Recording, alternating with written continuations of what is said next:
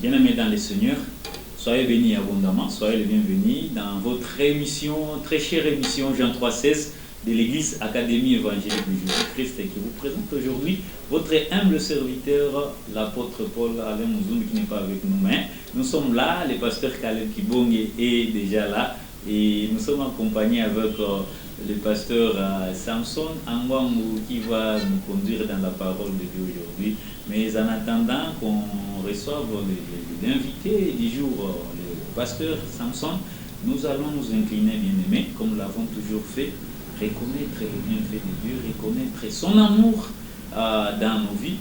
Et nous allons abandonner ces moments entre ses mains pour qu'il nous conduise, parce que sans lui, nous ne pouvons rien, sans lui, nous ne pouvons rien accomplir. Alors, invitons sa présence, pourquoi pas, afin que nous puissions être en communion avec vous tout au long de cette émission. Prions le Seigneur. Seigneur et de gloire, de Tout-Puissant, je te bénis, je te rends gloire, parce que tu as voulu que moi et mon frère, papa, nous puissions nous rencontrer à travers cette émission. Ta main qui n'est jamais, mon Dieu, mon roi courte, Yahweh, pour atteindre qui que ce soit ou n'importe quel lieu, Seigneur, je sais qu'à travers l'émission d'aujourd'hui, il va atteindre encore mon frère, ma soeur, Yahweh, qui a disponibilisé de son temps pour nous écouter, Père. Bénis-les, bénis sa famille, bénis tout ce qu'il fait. Et cette émission, mon Dieu, mon roi, qu'elle soit entre tes saints et tes saints.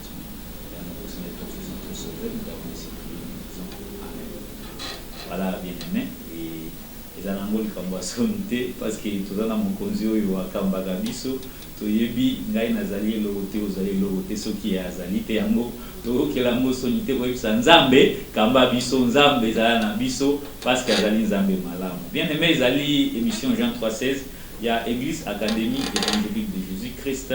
Oyo Ezoami na balabala ya Croix-Rouge numéro 32, commune ya Barumbu, au croisement des avenues Croix-Rouge et Kassai.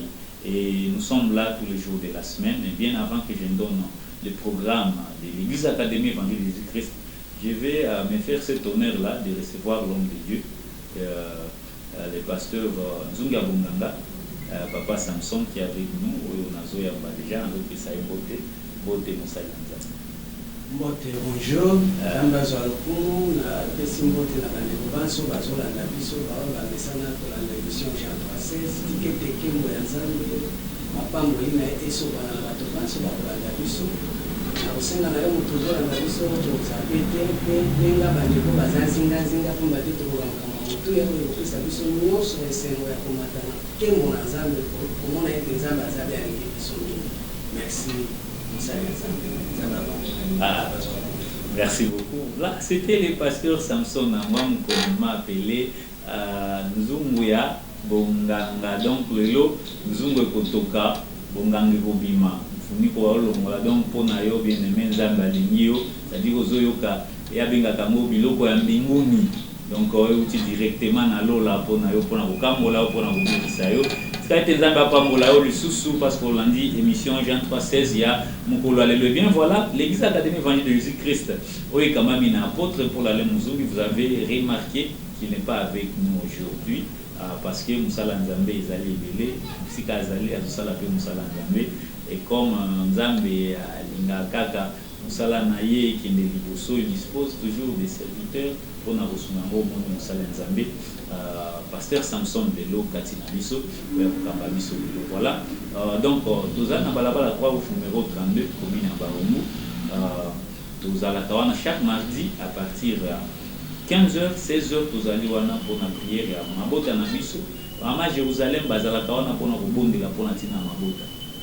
Libota nous allons à Bosenga et à Lobo Panzambe bien-aimé.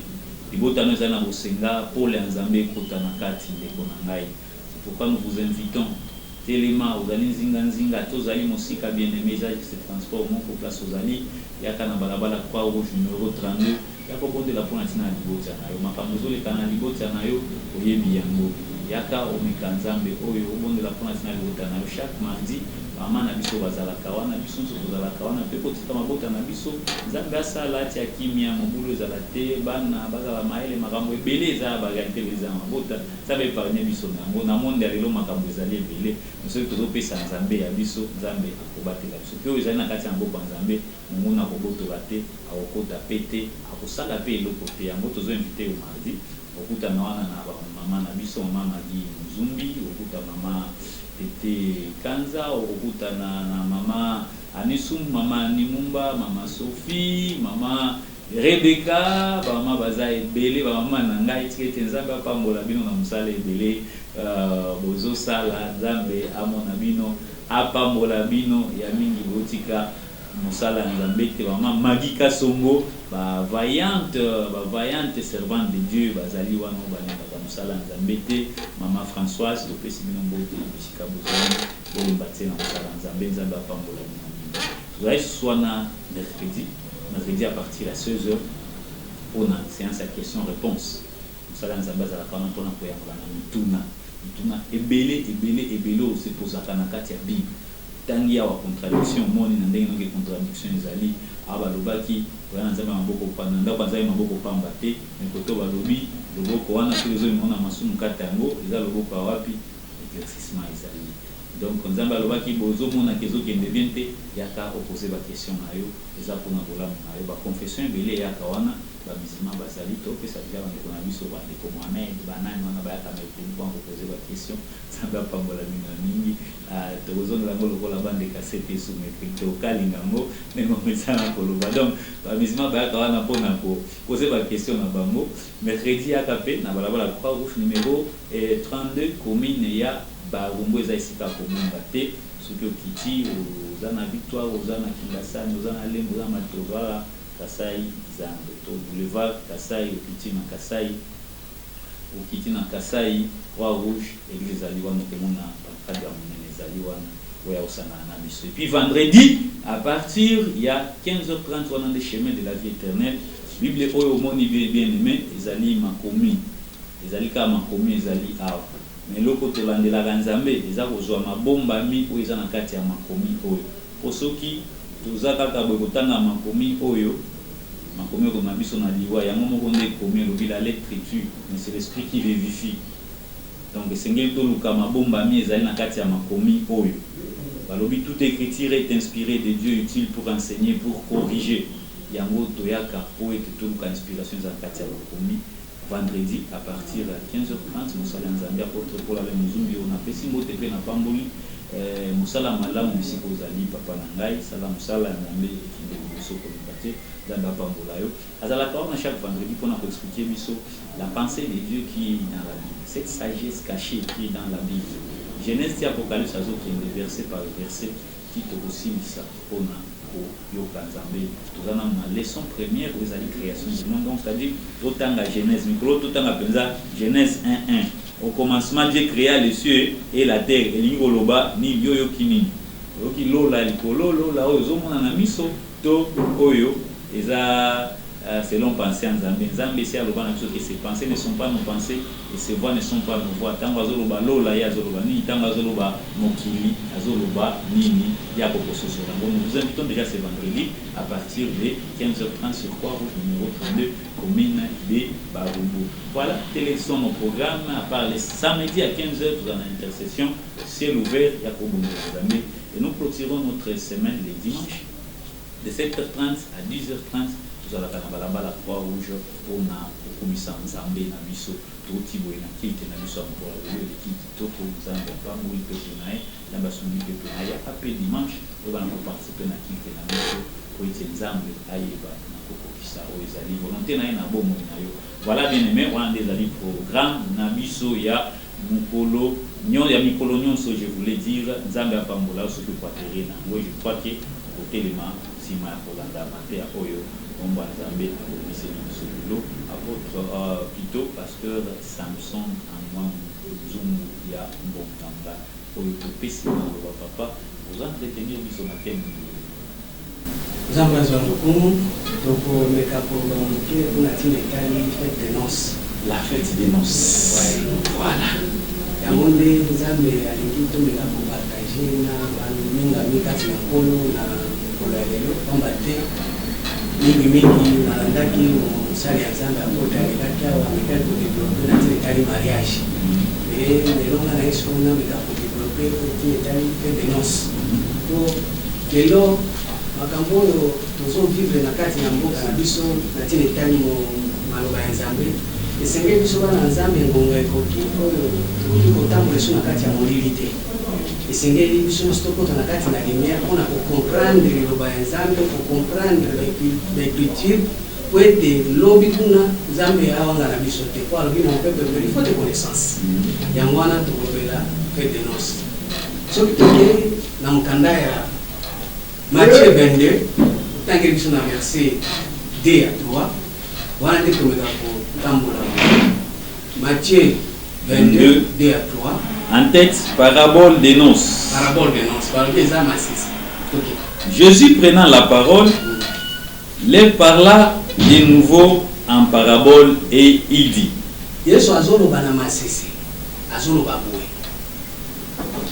Le royaume des cieux est semblable à un roi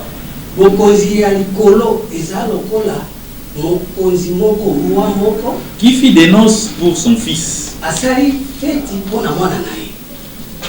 Il envoie ses serviteurs appeler ceux qui étaient invités aux noces. Mais ils ne voulurent pas venir. Il envoya encore d'autres serviteurs en disant,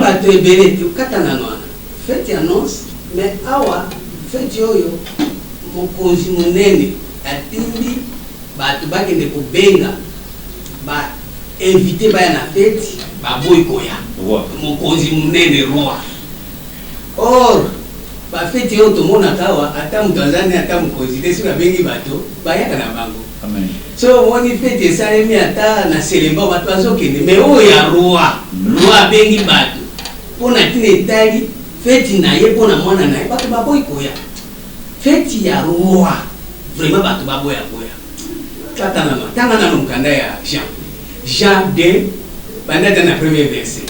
Jean 2, oui. Jean 2, le premier verset. Nous vous appréciez au Kenya fête. La fête nous soucie à roi, ba kendekete. Mais awa, ba fête ceux qui attendent de voir un ministre ou simba mbangu mais awa, fête ya roi ba botoke. En tête, premier miracle de Jésus aux noces de Cana. Balabi, premier miracle ya Yesu. Noces, fête ya noces ya Cana. OK. 3 jours après, il y des noces à Cana en Galilée. La mère de Jésus était là. Et Jésus fit aussi inviter aux noces avec ses disciples.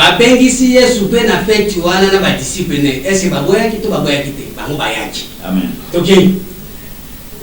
Le vin ayant manqué, la mère de Jésus lui dit,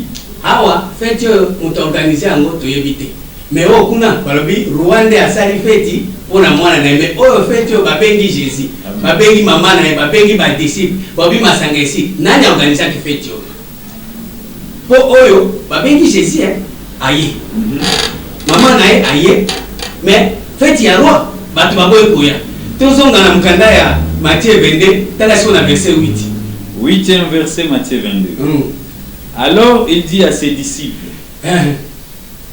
alors il dit à ses serviteurs, les noces sont prêtes.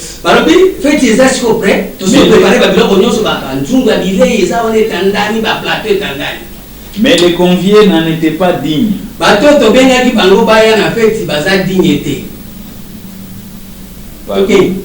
Ses serviteurs allaient donc dans le carrefour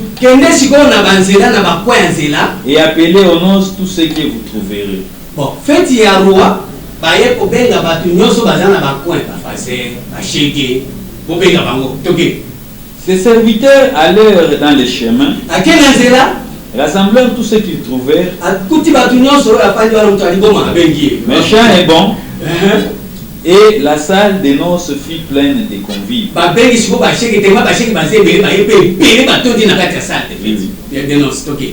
Le roi entra pour voir ceux qui étaient à table. Et il aperçut là un homme qui n'avait pas revêtu un habit de noces.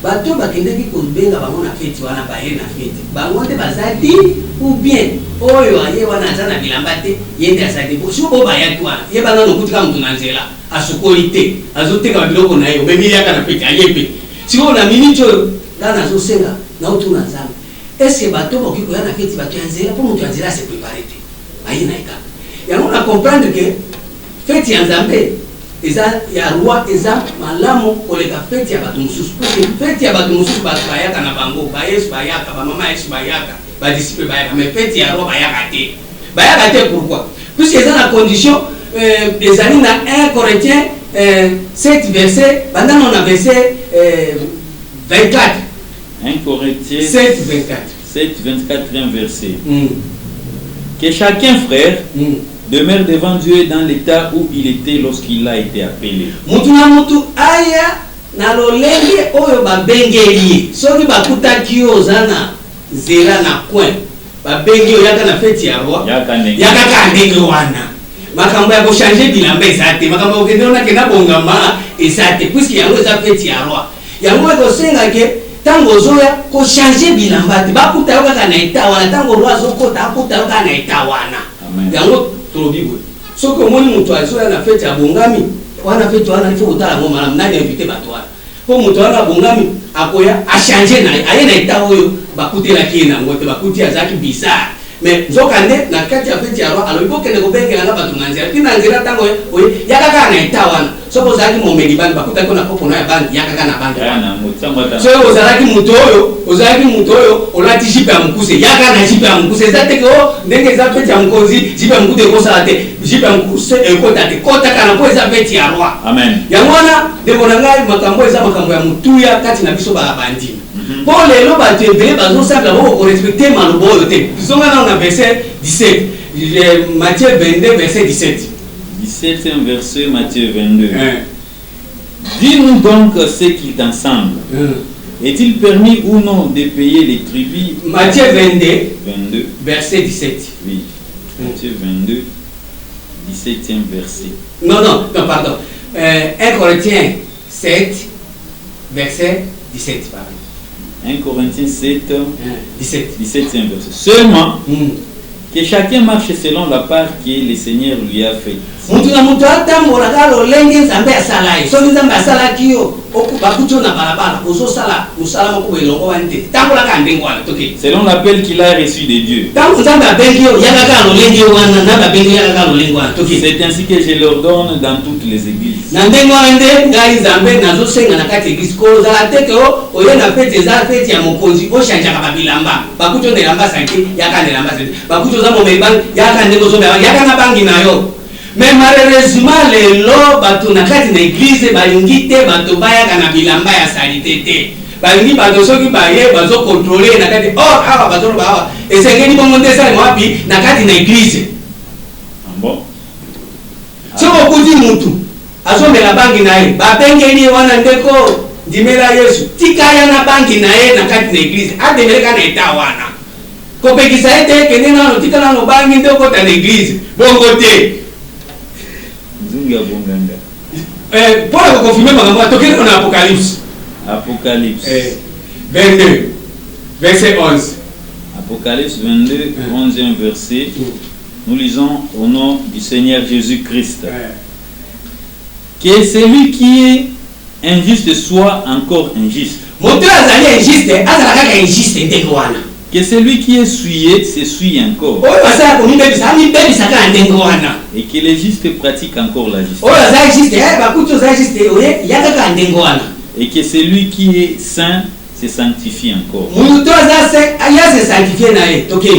Voici je viens bientôt et ma rétribution est avec vous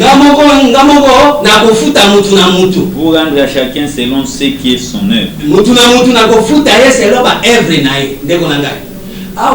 Tozomona ke balobi mutu atemeleka na etawa mais lelo mapezani so tokena mkanda ya Jean 4 verset 7 eza histoire ya femme samaritaine bakuti femme samaritaine tangamo azotoka mai tango sikoyo mobali aye azosenga ye mai ekomi discussion toke la femme samaritaine 7e verset une femme de Samarie vint puiser de l'eau.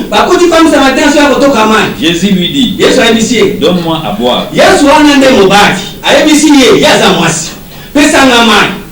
Car ses disciples étaient allés en ville pour acheter des vivres. La femme samaritaine lui dit. Femme samaritaine a dit discussion avec Jésus. Comment toi qui es juif, me demandes-tu à boire à moi qui suis une femme samaritaine? Les juifs en effet n'ont pas de relation avec les samaritains.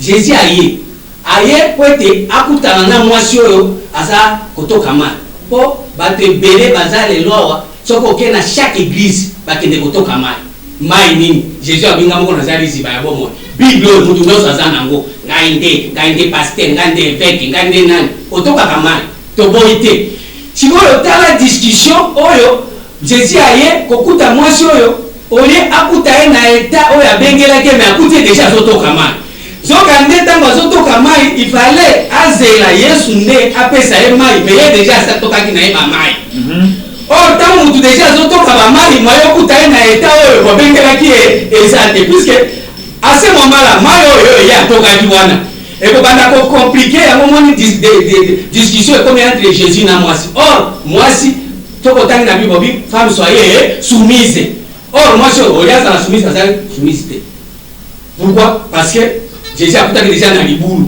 Parce que bafungoli libulu moko boye bazotoka mai. Olie Jésus a coupé na état oyo. Ba bengela ke ba coupé déjà ça toki mai ça memi Christ na mutu. Yango komona lelo liloba nzambe ezozo esikate parce que bato ebele basi kotoka mai yawa. Batoki mai yawa. Na kotoka mai oyo soki Jésus aye akuti bango déjà baza na libulu ya mai. Or mai oyo ndenge ozotoka boye soki Yesu azate yeba ke mai na yo ekozaka na posa ya mai. Ozaka na posa ya mai, ozaka na posa. Ole Yesu akuta yo, oza femme samaritaine. Akuta yo na eta oyo ya bengela ko yende apesa yo mai yo déjà bali discussion. Omoni liloba na ngana tanga nga déjà na za docteur, nga déjà za licencié. Est-ce que licencié na Bible? Licencié no ya classe na Bible. Oyo za docteur oza ba cours théologie na Bible. Zokande na minute yo Jésus azoba de moi si soko yeba tanga verset 10. Jean 10 lui dit. Si tu connaissais les dons de Dieu, et qui est celui qui te dit, tu lui aurais toi-même demandé à boire, et il t'aurait donné de l'eau vive.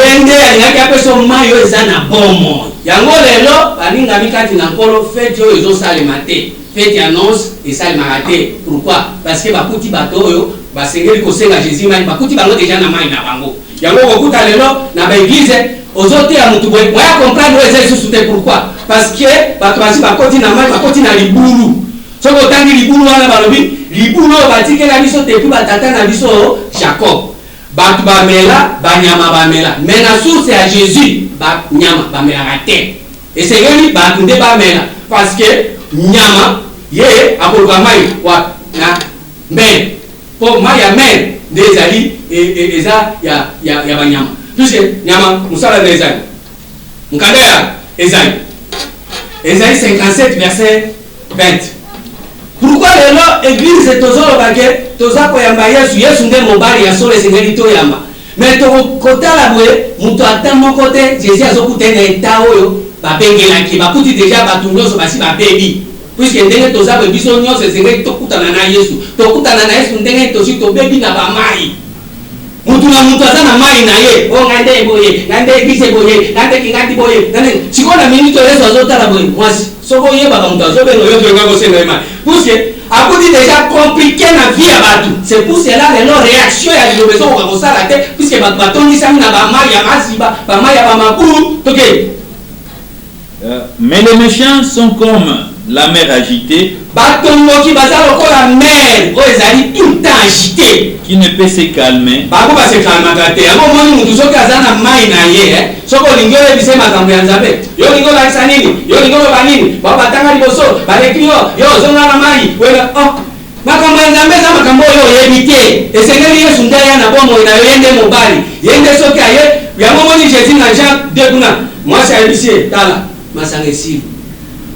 Tala bazala masala te so bi mwasi yo nini nanga tana ngeko kina mte bino bozana tana bino pona tana bino soko lo beli batoke ndeko okokende poto ndeko okoba wana pasteur munene wana vraiment bishop ndeko omuleza yo mais soko bandiko tout est ba révélation makambo nzambe wana isu makambo nini wana makambo ya Nzambe eza nango simple ndeko ozala kaka na bolingo makambo ya Nzambe eza makambo ya simple te. Alobi boye dans Jean 6 verset 60, cette parole est dure, qui peut l'écouter?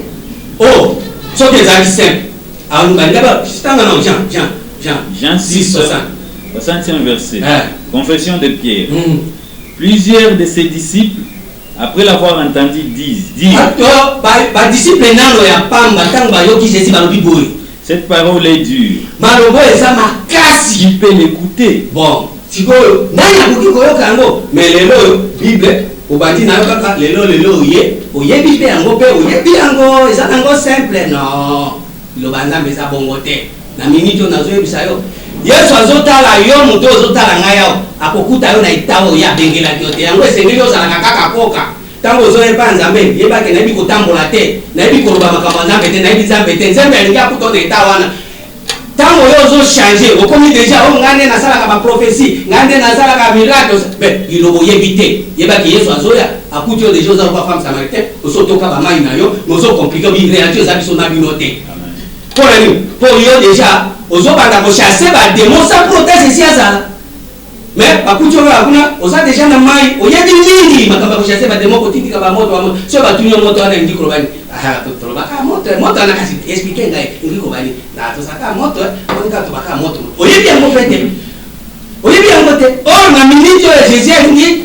yo akutana kwa la kiswa moto kwa le moi je suis la lumière du monde quand moi je viens j'éclaire le monde et c'est que a éclairé tant que éclairé on dit okomi ko yeba mais yo yebi déjà pas que Yesu aya yango ko mona lelo ba to ebele bazana eta wana hypocrisie na kati na batu bazoya komona déjà abandi musala Nzambe avant mais il Nzambe éviter tango ko yako ebisema kamba Nzambe ko akomi ko compliquer lokola mwana mwaso ale za mwasite balobi boy na mkanda ya Nzambe na 2 Corinthiens 5 verset 16 dès maintenant nous connaissons personne selon la chair si nous avons connu Christ selon la chair maintenant nous connaissons plus de cette manière Christ wana Nzambe esprit pamba te esprit ezomema mutu tokutana na Jésus et ça disposition esprit na mais ba kokuta na disposition au son neli ba maya mabulu ebele au sala ba okota na mozindo ya makambo ebele mais soko te makambo wana Yesu azara katite yango komona lelo na l'église ebele to tondisi ebele na bakiti mais Yesu azate Yesu soki azali ayaka usala msani na Jean 1 premier verset Jean 1 premier verset Jean 1 le premier verset nous lisons nom du Seigneur. En tête, la parole fait chair. Au commencement était la parole. Et la parole était avec Dieu. Et la parole était Dieu. 5e verset. La lumière, lui, dans les ténèbres. Et les ténèbres ne l'ont point reçu. Aboy koyamba Yesu sabo aboy koyamba lumière aboy koyoka bososoli aboy kolanda ezali ainsi dit l'Éternel c'est pour cela telelo batebele bazana batondisa mina baban baye kotondisa l'église mais ainsi dit l'Éternel balingaka ngo te baboyaka lumière pourquoi balingi mutu aya kosakola bango na moni ndeko na moni yonde ozana kombo na Marie Gilbert yonde François na moni mbulo eza yo pasteur ozo ya solo ozo ya so mais tangele Genèse alingi yango te puisque na Genèse apamba soko tangi yango eza makambo ebele na kati me mutu alingi yango te yango tosenga sikoyo na minute Yesu azosenga na yo mutu ozolanda ngai akuta yo na etao ya bengela toza koka tikala koka amen loba na yebi nanga kotambola te kotambola koka na zolo boy eza koka te oyo ya boulevard koka eza esprit na yo âme na yo corps eko ba kotambola te makambo ya Nzambe okoka ko pousser penser na yo koka ko yeba révélation ya Nzambe te tika ndengo na tika kosala ba hypocrisie ya kolakisa ke oyebi nzoka yebi eloko te yango ekosenga sikoyo na minute oyo Yesu azosenga te ndenge tozoloba boye Yesu wana bato ebele bazoba akoya bakolisa na nzela nala kotuna Yesu anga koya na combien de fois ou bien asi ayana na combien de fois po namoni na mokanda ya liki kuna Yesu aye abotami epai ya Marie babi mwasi wana azalaki vierge sikoyo soko kena mkanda ya Apocalypse 12 babi mwasi moko pe azalaki enveloppé na soleil line na kati ya makolo na ye yepe alingaki abota mwana oyo akaya koperte ba toute la nation mwana nezabi na Jésus bon na Marie na mwasi wana Apocalypse 12 nani abotaki le vrai Jésus bon sikoyo bozozela koya nani akobota ye yango ezosenga sikoyo toluka koyeba boyebi tozala na bososoli po te bakoya mwasi nini akobota ye oyo ya Marie ayaki aishwaki babomaki ya mwasi oyo ya Apocalypse 12 soko otangi na Apocalypse 12 verset 1 2 okomona ke na 3e verset balobi ili ange moko susu fungutanga monamo Apocalypse 12 3e verset. La femme et le dragon en tête. Moisi na dragon.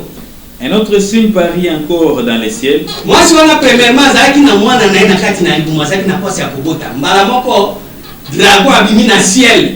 OK. Et voici, c'était un grand dragon rouge.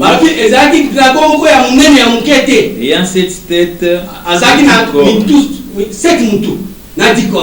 Et sur sa tête, ce diadème. Sa queue entraînait les tiers des étoiles du ciel. Si vous voyez mes amis, dragon, azalaki na mukila na ye, ezalaki ka kozo étoile. Soki amoni étoile, elongoli yango na likolo, ebwaki yango api na se. Yango komona lelo ba église epele tozo sambela tala na bien okoza na étoile na yo makamuni balobela kayo soki oza na étoile yo vraiment za ko briller ba kamuni babaka mais soko moni balobela ko makambo mukila ça veut dire ba problème makambo eza terate ta ba makambo eza terate ba ke déjà na ko asa telemi po nani po étoile na yo ba bouleverser tellement yo ozolinga kotikala na état onza ba bengela te ba ko bouleverser étoile na yo bakokuta na état okomi koloba bilobela okomi kosala ko parler en langue or nzamba benga te pour parler en langue nzamba benga to na état ko mutonto isanga état so pa bakuta ko ozango meliba ngaka ka état mo meliba ngama ebi ndenge ni ako transformer ezate ke bino nyoso boza lolenge moko ako mutia mutu na mutu sa depa ya ndenge nini esengeli yaza mais sikoyo comme église no maison parler en langue non yango ko senga sikoyo bo kutana na Yesu oyo akosala ke tant que yo oza femme oza moto yo esengeli ozala na Yesu oza mobali ya batu nyoso oza na mandefu oza na veste Yesu oza mbana oza no mwasi ndenge za wana oza no mwasi esengeli sikoyo liloba Nzambe ya ekuta yo lolenge oza wana osala teo na yebi na yebi eloko te yango ezosenga sikoyo toboyi mwasi wana ya Apocalypse 12 dragon ya kozwa mwana na tia yango moni lelo bato ebele balingi makambo atera terre soko ebise ndeko Nzambe alingio muloko kende poto Nzambe za malamu mais soko lingo pese révélation na ba bide za makasi makambo amen papa Samson. Voilà l'état papa Samson a pour la moni et comme il mata vraiment azozongela azo développer tellement to bengi azolobela la fête des noces. Fête des noces azo expliquer pour te bana pota to ye banzambe ngaki alobani et pour nanga na ikana rappeler que la émission Jean 316 Église Académie Évangile de Jésus-Christ ba numéro eza na ba écran na yo ko benga tango mona kisingeli benga o réagir même si peut-être émission tozo enregistré mais ba numéro wana eza ko benga et puis ba programme nyonso tozo pesa wa tozo invité o ya kwa au numéro 32 pour na ba dans l'apôtre pour la Muzumbi qui reçoit tous les dimanches et puis vendredi à Zawana pour le chemin, mercredi à la question-réponse, toujours dans Balabala 3 au numéro 32 et mardi toujours dans la prière, il y a Maman à Jérusalem. Toujours il y a qui est la chaîne YouTube déjà tous allés émission puis enseignement sur l'académie les années la mission église AEJC TV ça les osale malamu mingi nyonso ezokende kuna okolanda nyonso oyo balosala mosala ya média na académie notre émission qui est l'éternel bénisse pour les sacrifices osala mosala malamu po ete pepe de Dieu ezali mosika na biso e bape na kolanda mateya kitoko oyo basala nzambe bazoteya papa molimo na mingi les frères Gloria et les frères Eddy Makwaya frère Gladi et toute l'équipe Alex Muzumbi vraiment qui est bénisse toute l'équipe ya média équipe établie pour stia ba image na chaîne.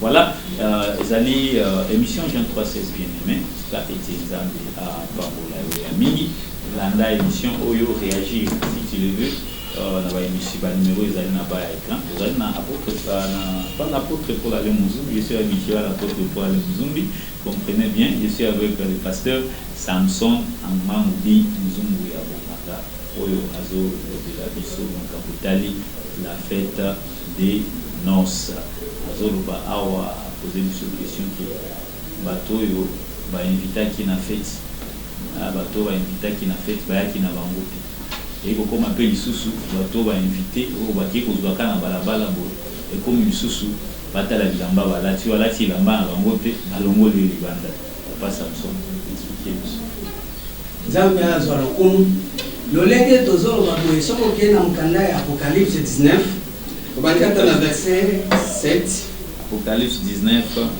7e verset. Le 7e verset est le Bible. Réjouissons-nous et soyons dans l'allégresse. Et donnons-lui gloire. Car les noces de l'agneau sont venues. Et son épouse s'est préparée. Et il lui a été donné de se revêtir d'un fin lin, éclatant et pur, car les fins lins sont les œuvres justes des saints.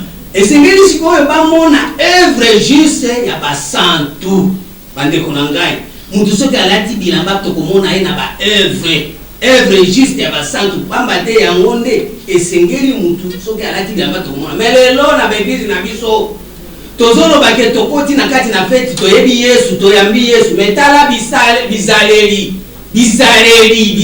misala bolingo eza te koinana kokabwana na kati na baeglise ese wana eza bilamba ya ndenge nini mais si otango yo lobi yo nga déjà na sina koti na libulu na melimai omelima ya libulu mais omelina no mai Yesu apesi yo te po soko melima yo Yesu apesi yo tokomona ka bilamba na yo tokomona bizaleri na yo échanger okozala mutu yo soko ye okozala mutu ya bilobela te mutu ya kotonga katonga église komi kotonga tonga yo groupe yo na groupe balobisana te groupe ya mama groupe ya papa groupe nini pa groupe kilikili mais soko tenga kambo ezoleka na CC bizaleri ezo simba te ndeko na ngai yeba kana ngomba oyo continue na verset wana tina neuf Nzambe sikoa so benga yo na minito biso toza koyebisa yo ke libala wana ezali toke.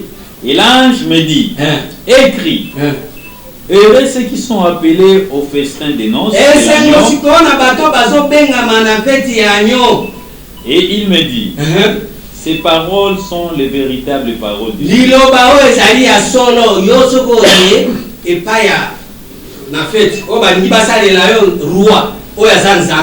Roi des rois, andiasa lelayo libala na mwana na eza Yesu Masia esengeli ozala ereso ki akucho na eta oya bengela ki akuta kana etani ni oyo zambalila ndenge na uti koloba yo ozoya ozakoka oyeka kikoka na yo oyekoka esende eta oyo nzamba akutila ki angwana esengeli siko Yesu akuta yo na eta oyo ya bengela ki etani bande konanga balinga mikati na nkolo nzambe asepelaka na mutu na eta nini. Pour les autres, aux autres, des gens sont mingi. Il y en a des gens sont bikisi batu. Il y en a des gens sont sali bikamwa. Pour le bik nazana Yesu. Mais les lots, misala na yo, kati na yo, est-ce que ça juste? Ce qui va d'abord qui va juste, yo ça na kati. Pour ah on a mon clipé juste ça. Mais comment expliquer? Yo ça na Yesu ça juste tu. Yango senge sikoyo.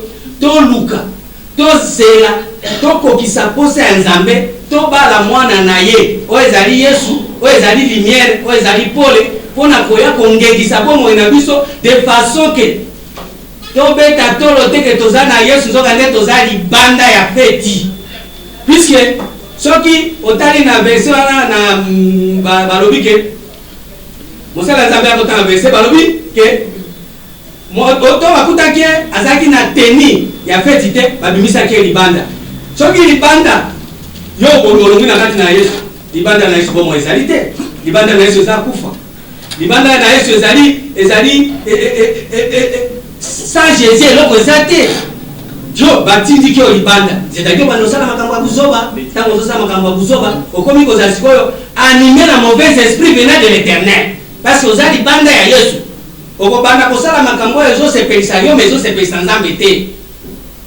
yangwana na minute tozana bosenga te totikala kozala ba perroquet na église to banda koloba makambo Nzambe akreta toyebi yango te yango ezosenga sikoyo ndenge tozolobela abwe Yesu alingaka akuta yo na etao ya bengela ke etani ni Yesu alingaka bengela mutu akuta mutu na etani ta mukanda ya 2 Corinthiens 11 obandi ata na premier verset tina 4 2 Corinthiens 11 premier verset 2 Corinthiens 11, premier verset. Oh, si vous pouvez supporter de ma part un peu de folie.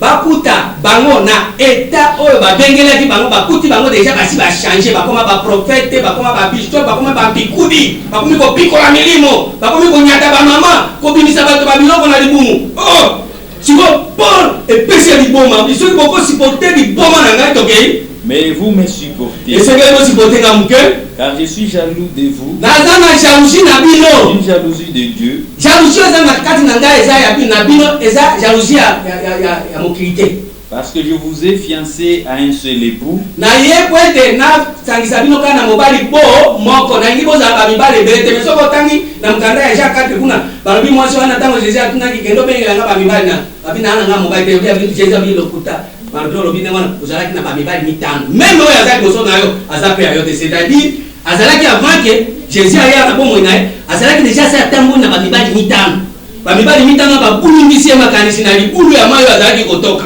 po azalaki kotoka na mayo banyama bamelaka mutu anganga asimbaka Bible, magicien asimbaka Bible, bato ya soloka basimbaka Bible, bato ebe bosala buzoba na Bible yebe abekaka na mayi wana ayekaka na mayi wana. Or na minito tozesu na posa ya mayi oyo ya basoloka wana te tola na suse kaka moko ezali Jésus oyo soki apesi yo mbala moko ziko moya soko zesu na posa ayebise soko yeba mutu azo yebisa yo pesi osenga mai alinga to peso ayo mai oyo yo soko meli zesu na posa ya mai te, c'est-à-dire soko comprendre Jésus soko sosoli bonzambe buzoko kolinga ngote na bomo ina yo okolinga te mutu aya kosakana nayo okoma mosali ya nzambe nzambe akobwakisa yo na buzoko ozosala yango kosenga sikoyo.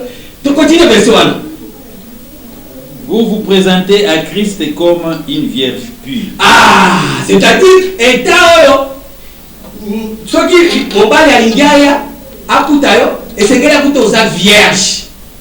Yango moni bandi kuna biso mususu ba welisi bakomi na bango ba vierge baki kufanda quelque part.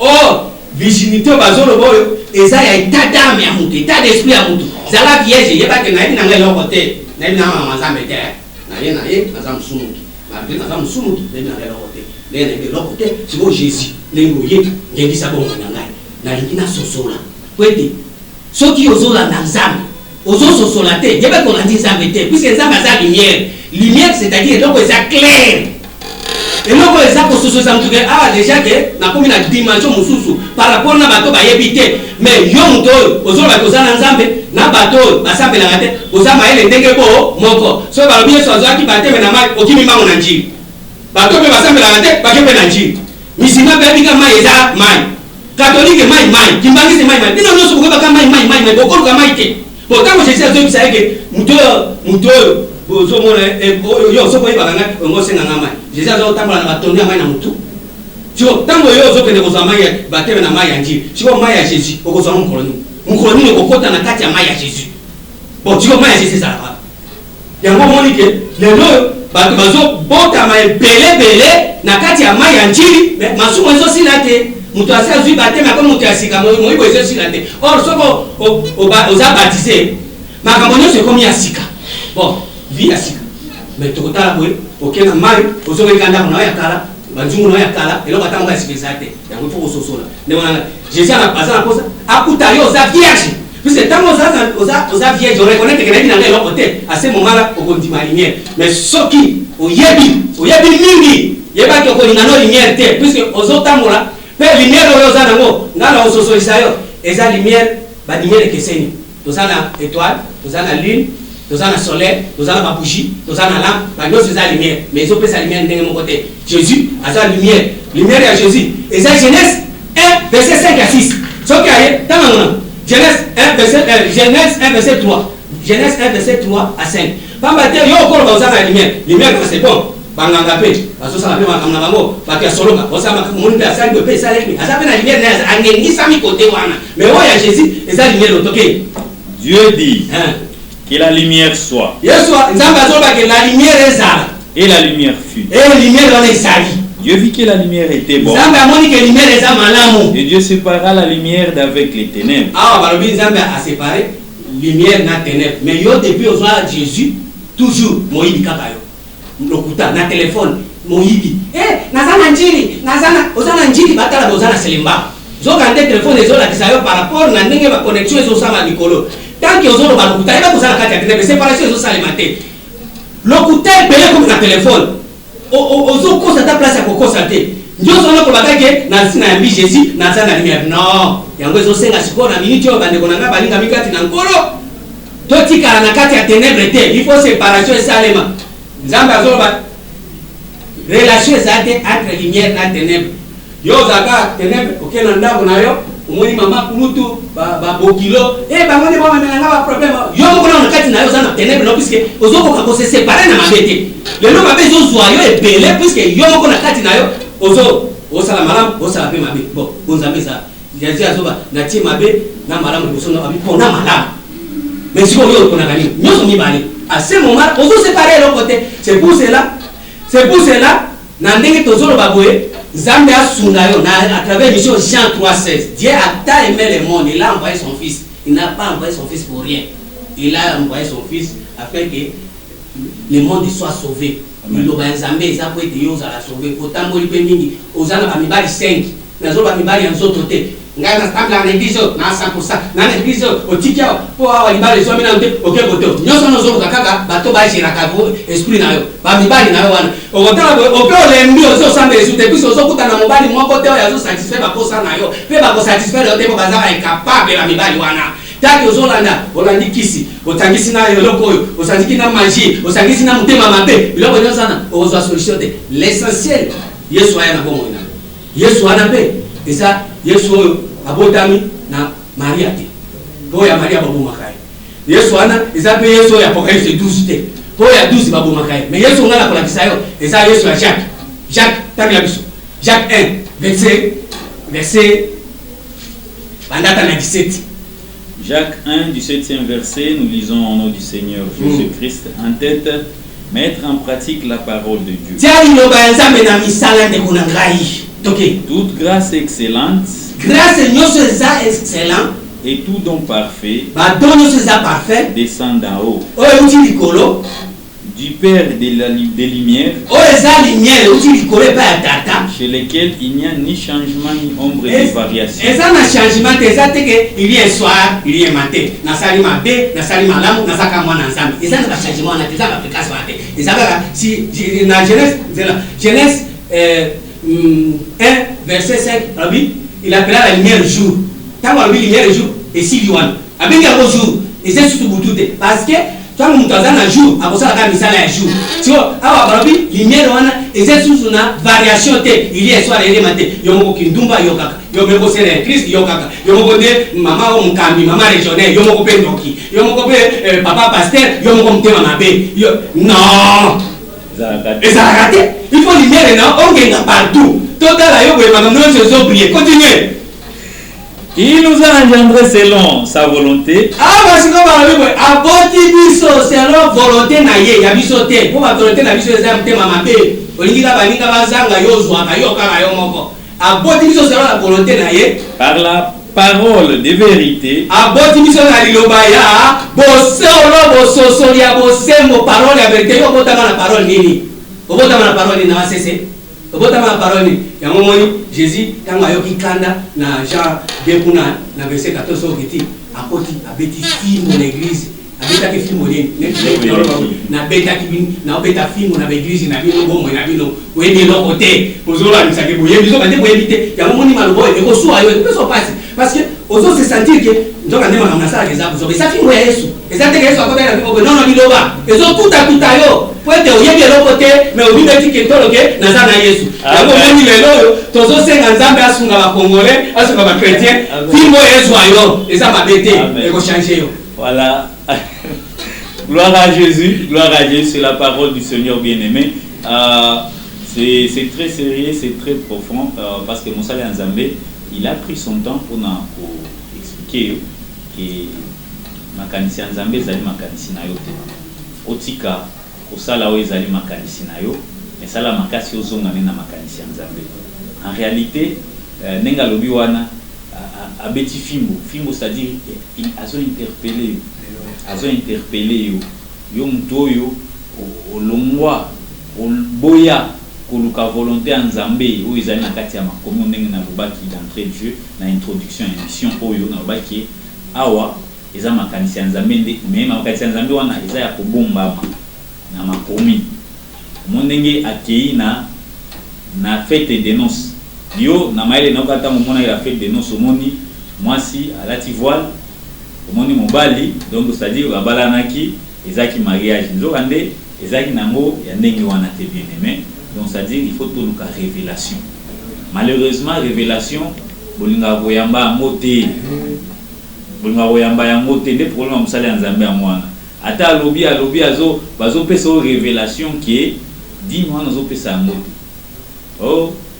bangoka ndengwa oh to alobi na yo bon makambo eza ebele to fongola nyonso atie mais l'homme de Dieu a voulu vous interpeller au Italie makambo ya mariage au senga no sikoyo a renouveler à travers émission Jean 3:16 à travers parole ozoyoka ozolanda na émission pe na ba programme na biso a parvenir ko présenter YOP Nzambe akusala ngolu ozala présenter le rôle la Vierge pire bosso à Christ ozala rebâti ozala maintenant enseigner selon la vraie parole Obalobi nous a engendré par sa parole de la vérité. La parole est abattue parce que mon tour azana soloté. Mon tour qui n'est pas inaye, oebisi likamunayo, aebisi non, on a likamunayo yo, to pa pour la mafu. On a likamunayo yo, to tombola yo. Mais là mayo, lobi ko zana ba mai wana te. Lobi ko zana ba ji wana te. Lobiko ezape na ba mafuta wana te. Mais lobiko ezali na kati ya bosolo na loba ya Nzambe ezali molimo nde esalaka biso. C'est l'Éternel lui-même qui délivre Israël comme l'avons l'apôtre Paul Alain Muzumbi ayebaki na kolobela ngo ya bien-aimé. Voilà, nous sommes à la fin de notre émission Jean 3:16 de ce soir.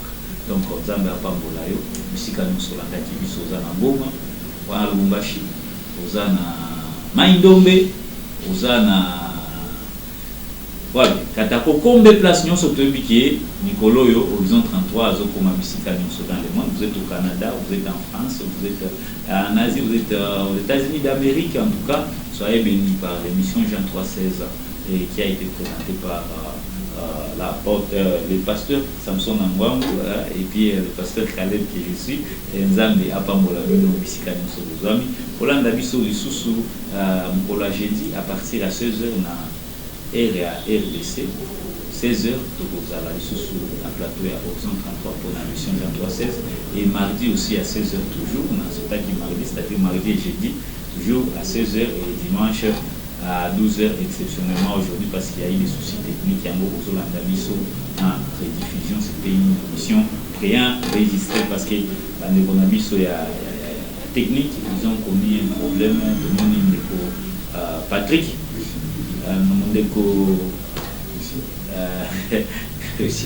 Christian donc on va qui problème yango moni biso tozo les cas on a d'une manière en rediffusion. Voilà, que Dieu vous bénisse.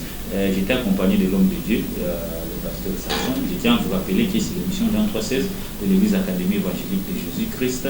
Nous avons un programme dans Bisso, Landa Bisso sur l'outil, à l'église AIVC TV, Landa Maté Agnonso, et puis Landa Bisso sous émission ya radio, toujours les cas radio CBS, même si on ne permet pas autant de chaîne sous la chaîne mais on dit ça biso toujours que ça programme na biso tous les canaux radio tous les jeudis à 22h30 yaka mardi na 16h kwa ufande commune à Barumbu yaka mercredi na 16h pour la question réponse puis yaka vendredi na 16h pour l'enseignement samedi na 16h pour l'intercession et le dimanche.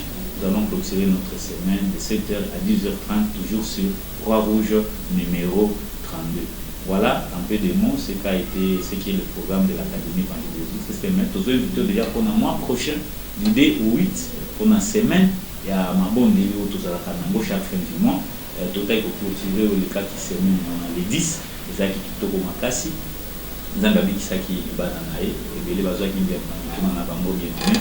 Vous êtes toujours invité yaka omeka nzambe oyo lamu tozolobela yo tolobela makambo ya folie te, mais heureusement mpola alobaki yango soki toza hors sens eza mpona nzambe, soki tozongi na sens na oyo moto eza mpona bino, me mpe tokozwa mpe litomba te. Yango tozolobelaka oyo etali bonzambe yaka omeka bonzambe ya liloba molimo ezali trop profond, liloba nzambe ya molimo oyo ezali trop profond, lolenge na kobikisa okomprendre te, lolenge na okambola oyeba te, mais okositwa kaka esi asalaki na ye. Dengisa bandeko nyonso balandaka émission chaque mardi à 16h, jeudi à 16h, les dimanches à 12h. Voilà, nous allons clôturer avec le pasteur Samson, parce que c'est lui qui nous a accompagnés aujourd'hui au Pambola de Dieu, et puis de clôturer juste une minute au Pambola. Zamba Zaloko, quand Apocalypse 3, verset 19 à 21, lobby, Zamba Achatia Kabato et Alibi, et à jour, je me tiens à la porte et je frappe, et si tu ouvres, chante. Les apôtres, Zamba Zaki, Ata, Monique, le réseau, ça le passe, et va qu'à autopender, pour apporter un thème à un côté, à Kota, et pour mon enfant, sous ce qui toque, et les Kyo, et moi, Nazo Pambo, la Zamba, et Nazo Tika. Mukonzi Nzambe na pesio merci na ngonga oyo yondo tindaki ba ange na yo ba ange celeste po baya basala musala na tikete mutu nyonso alandi biso mukonzi na ntango oyo amona kembo na yo asosola ata soki andimi te yo moko sosolisa ata na ndoto po faire comprendre ete tokomi na ngonga oyo lumière na esengeli éclairé milimo nyonso Nzambe yango na tomboli miso epai na yo na ete tokozwa échec te tikete lilobo ezala na nguya na kati ya bongo ya moko na moko azwa décision ya kotelema mpe kosala koexécute oyo eza volonté na yo po ete nkombo na biso ecolama te efingama te me nkombo na ye etombwama na tomboli yo na nkombo na Yesu Kristu oyo aza mokonzi ya milimo nyonso. Amen. Amen. Voilà, peuple de Dieu, on dit Amen et on se revoit à la prochaine émission ou au prochain numéro des émissions Jean 316 Nzambe a Pambola bandeko nyonso ya technique ndeko Christian bandeko nyonso basubaki biso sima caméra pe na machine pour ete toyeba nakutana. Que Dieu vous bénisse abondamment. Nous voyons à la prochaine occasion. Et Dieu bénisse tous les académiciens, l'apôtre Paul Muzumbi, biso nyonso Nzambe a Pambola biso et bon dimanche. Amen.